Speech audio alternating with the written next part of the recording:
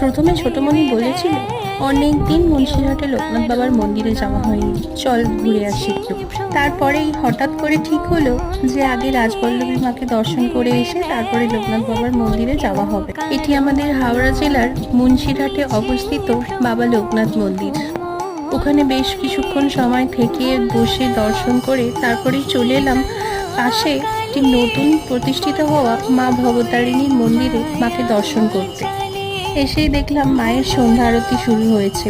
বেশ অনেকক্ষণ সুন্দর করে মায়ের সন্ধ্যা আরতি দর্শন করলাম। সন্ধ্যা আরতি দেখে শান্তির জল নিয়ে মায়ের পরমান্ন প্রসাদ ভোগ খেয়ে তারপরে চলে এলাম বাড়ির উদ্দেশ্যে। আজ সন্ধ্যেটা বেশ সুন্দর কাটলো সবাই মিলে। ছোটমণি ছোটমশাইকে থ্যাংক ইউ এত সুন্দর একটা বিকেল টু সন্ধে উপহার দেওয়ার জন্য। সব থেকে বড় উপহার হলো রাজবল্লভী মার দর্শন, সব মিলিয়ে পরম প্রাপ্তি।